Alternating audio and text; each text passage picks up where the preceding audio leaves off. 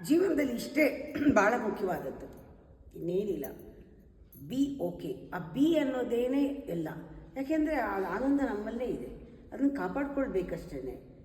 Find and consistently be in that. ಅದು ನಿಜವಾಗ್ಲೂ ಅದಕ್ಕೊಂದು ಸೀಸನ್ನ ನಾವು ಕ್ರಿಯೇಟ್ ಮಾಡ್ತಾ ಇರಬೇಕು. ಸಂತೋಷದ ಹೂವು ಬಿಡ್ತಾ ಇರುತ್ತೆ ಮೆಡಿಟೇಷನ್ನಲ್ಲಿ, ಫಲ ಕೊಡ್ತಾ ಇರುತ್ತೆ, ಆ ಸೌರಭ ಹರಡ್ತಾ ಇರುತ್ತೆ. ಒಂಥರ ಅದು ಗಾಳಿ ಬೀಸ್ತಾ ಇರುವಾಗ ಹೇಗೆ ಸೌರಭ ಹರಡುತ್ತೋ, ಮೆಡಿಟೇಷನ್ನಿನ ಗಾಳಿ ಬೀಸ್ತಾನೇ ಇರಬೇಕು, ಹೂ ಹರಡ್ತಾನೇ ಇರಬೇಕು ಕಂಟಿನ್ಯೂಯಸ್ ಆಗಿ. ನೀವು ಕಣ್ಣು ತೆಕ್ಕೊಂಡ್ರೂ ಧ್ಯಾನ, ಕಣ್ಣು ಮುಚ್ಕೊಂಡ್ರೂ ಧ್ಯಾನ. ಓಪನ್ ಐ ಮೆಡಿಟೇಷನ್ನಲ್ಲಿ ನೀವು ಕೆಲವು ಸೂತ್ರಗಳನ್ನು ಫಾಲೋ ಮಾಡ್ತಿರ್ತೀರ, ಕಣ್ಣು ಮುಚ್ಚಿದ್ದಾಗ ಕೆಲವು ಸೂತ್ರಗಳನ್ನು ಫಾಲೋ ಮಾಡ್ತೀರಾ. ಕಣ್ಣು ಮುಚ್ಚೋ ಧ್ಯಾನ ಯಾಕೆ? ಕಣ್ಣು ತೆಕ್ಕೊಂಡಾಗ ಚೆನ್ನಾಗಿ ಬದುಕೋಕ್ಕೆ. ಕಣ್ಣು ತೆಕ್ಕೊಂಡು ಮಾಡೋ ಧ್ಯಾನ ಯಾಕೆ? ಕಣ್ಣು ಮುಚ್ಚಿದ್ದಾಗ ಚೆನ್ನಾಗಿ ನಮ್ಮನ್ನು ನಾವು ಅರಿತುಕೊಳ್ಳೋಕ್ಕೆ. ಒಂದಕ್ಕೊಂದು ಪೂರಕವಾಗಿರಬೇಕೇ ಹೊರತು ಜೀವನ ಮತ್ತು ಧ್ಯಾನ ಬೇರೆ ಅಲ್ಲ.